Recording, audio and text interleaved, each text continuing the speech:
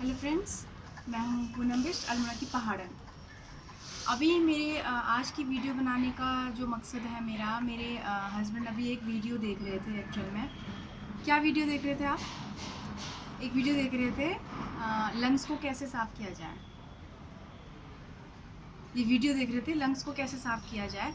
तो एक पहाड़ी होने के नाते ऐसी वीडियो देखना तो हमारे लिए बहुत शेमफुल है कि हम पहाड़ के होते हुए भी ये वीडियो देख रहे हैं कि हमें अपने लंग्स कैसे साफ़ करने हैं। एक्चुअली वो देख इसलिए रहे थे क्योंकि मौसम ऐसा हुआ है। ये मेरा डॉग है जैकी, वो भौंकता रहता है बीच बीच में जब भी उससे कोई आवाज़ आती है। वो अपनी ड्यूटी बहुत अच्छे से निभाता है। तो देखिए आजकल जो दिल्ली एनसीआर में जो है वो पॉल्यूशन लेवल कितना बढ़ा हुआ है। जब मैं बाहर आती हूँ तो मेरे पीछे जो बिल्डिंग दिख रही है उस टाइम पे बिल्डिंग जो है बिल्कुल धुंधली दिखती है मॉर्निंग में 6-6:30 बजे। मतलब अगर आप वॉक करने जा रहे हैं तो आप ये समझिए कि आपको 1 महीने के अंदर अंदर अस्थमा की बीमारी होने के पूरे चांसेस हैं। इस तरह की हवा यहाँ पर है। तो इसीलिए वो वीडियो इसलिए देख रहे थे कि हम यहाँ पर रहते हुए भी अपने फेफड़ों को कैसे साफ़ करें, क्योंकि मेरे फेफड़ों में थोड़ा सा इन्फेक्शन है। तो थोड़ी प्रॉब्लम है फेफड़ों में, इसलिए उसकी मुझे ज़रूरत भी है। लेकिन यहाँ पर रहने की ज़िद करनी ही क्यों है? हम क्या पहाड़ों में नहीं जा सकते हैं? वहाँ पर जाएंगे तो फेफड़े पहले तो बिल्कुल स्वस्थ रहेंगे, बिल्कुल पिंक रहेंगे। और एक डॉक्टर ने दिखाए थे एक बार फेफड़े, एक वीडियो मैंने देखे थे। जो शहरी इलाकों में लोग रहते हैं उनके फेफड़े थे ब्लैक कलर के, और जो पहाड़ी लोगों के फेफड़े दिखाए थे वो थे पिंक कलर के। तो वो जो पिंकिश कलर था वो वहाँ की हवा की वजह से था, वहाँ की हवा की शुद्धता की वजह से था। और यहाँ जो ब्लैक वाले फेफड़े थे वो कुछ ख़राब आदत, जैसे सिगरेट या फिर कोई भी ऐसी ख़राब आदत है, या उसमें सबसे ज़्यादा रोल जो है उसमें अभी का जो मैं टाइम बोलूँगी आपसे, पिछले 2-3 सालों से मैं देख रही हूँ दिल्ली एनसीआर में जो है वो 3-4 महीने के लिए धुंध इतनी ख़राब तरीके से रहती है कि जो सूरज है उसकी भी रोशनी जो है वो पृथ्वी तक नहीं आ पाती। सूरज भी छिपा रहता है, बादल छिप जाते हैं। बादल पिछली बार मैं आपको बताऊँ लाल रंग के थे बादल, क्योंकि बिल्कुल पॉल्यूशन ने ऐसे जकड़ा हुआ था बादलों को भी। तो सोचिए हमारे फेफड़ों का क्या हाल करेंगे।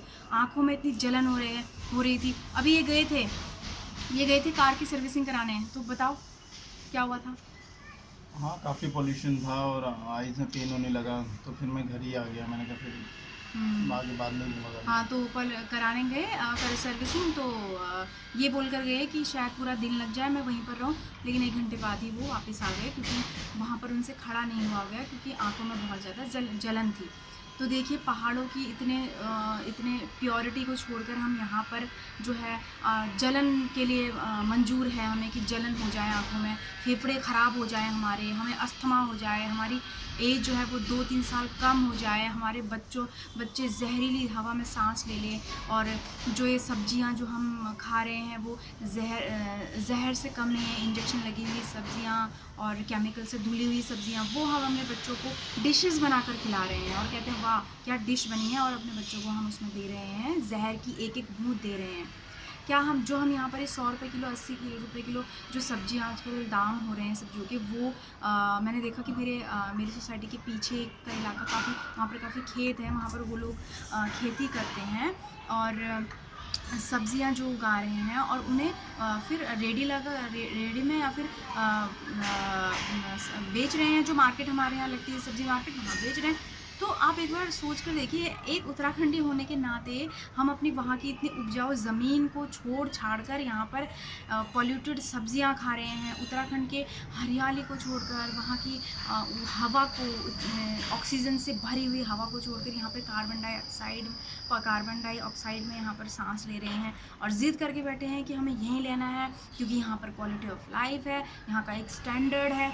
इसी में हम जो ये इसी ख़राब ज़िंदगी में सड़ने को हम तैयार हैं, लेकिन हम अपने उत्तराखंड जाने को तैयार नहीं हैं। पलायन के बहुत सारे कारण हैं, मेडिकल फैसिलिटीज़ नहीं है, स्कूलिंग माना जाता है कि वहाँ पर इतनी अच्छी नहीं होती है। तो जो हमारी जो ये हमारी दूसरी पीढ़ी है, हमारे से जो पहली वाली पीढ़ी थी, जो हमारे पापा की पीढ़ी थी, मेरे ससुर जी की पीढ़ी थी, हमारे दादा की पीढ़ी, शायद किसी के भी दादा की पीढ़ी यहाँ पर नहीं आई है। सभी के जो 90s के जो बच्चे हैं, जैसे कि हम लोग हैं, 90s के, तो उन्हीं के जो है पेरेंट्स यहाँ पर आए थे। वो उनकी गवर्नमेंट जॉब थी, तो इसलिए वो यहाँ आना पड़ा।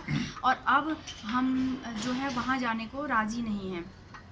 कभी कभी चले जाते हैं गर्मियों की छुट्टियों में, और वहाँ पर छुट्टियाँ बिताकर आ जाते हैं। फिर इसी प्रदूषित हवा में सांस लेने को तैयार हो जाते हैं। फिर अपने बच्चों को पढ़ाते हैं, अपने बच्चों को एक ऐसे लिखने को देते हैं, तो हम सिखाते हैं कि पेड़ लगाओ, हवा प्रदूषित हो गई है, और आजकल इस तरह प्रदूषण के ये कारण होते हैं, प्रदूषण के ये परिणाम होते हैं। लेकिन बच्चों को फिर भी ये नहीं सिखा पा रहे हैं कि हम क्योंकि उत्तराखंड से बिलोंग करते हैं, हमारे लिए कोई भी कारण नहीं बनेगा, ना ही हम उसके परिणाम को भोगेंगे कभी।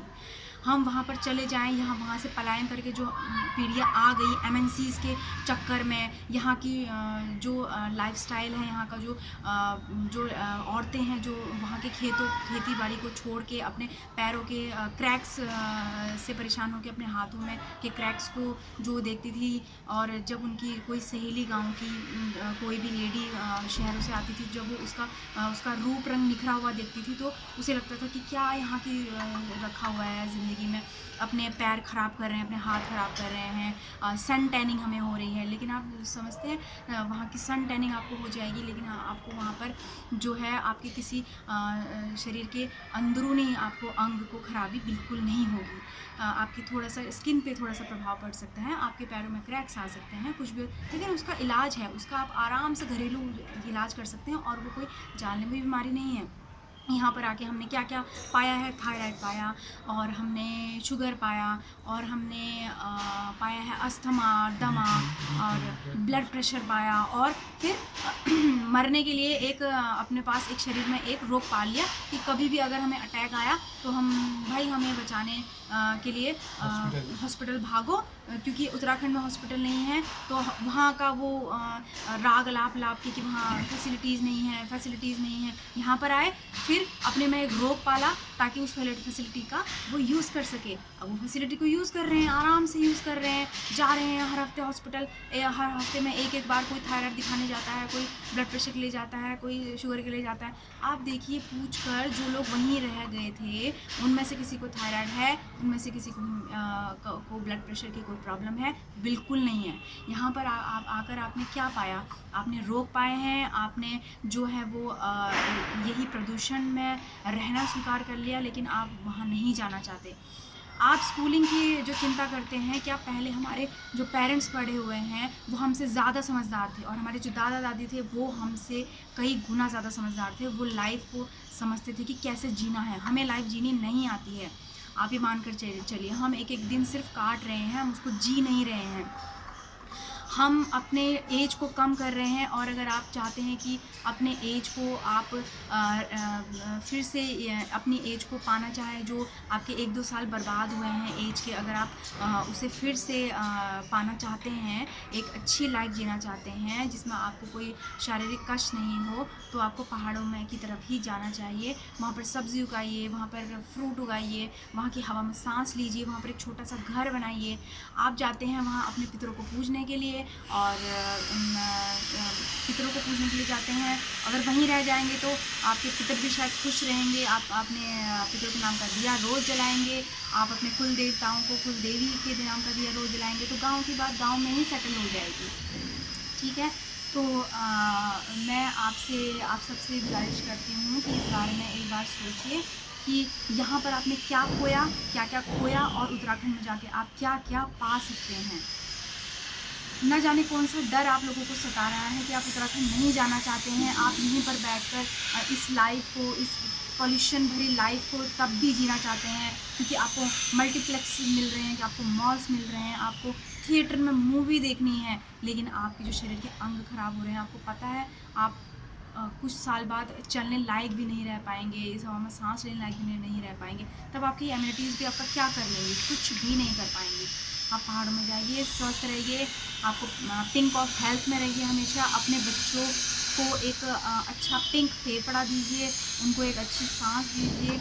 मैं भी ये कोशिश कर रही हूँ कि जल्दी से जल्दी उत्तराखंड में जाऊँ और अपने वहाँ पर परमानेंटली वहाँ पर रहूँ, और मेरे अंदर जितनी भी प्रॉब्लम्स आई हैं वो वहाँ की हवा से ही सॉल्व हो जाएंगी, वहाँ के पानी से ही सॉल्व हो जाएंगी। आज की वीडियो मैं इतना ही बोलना चाहूँगी। Thank you very much, bye.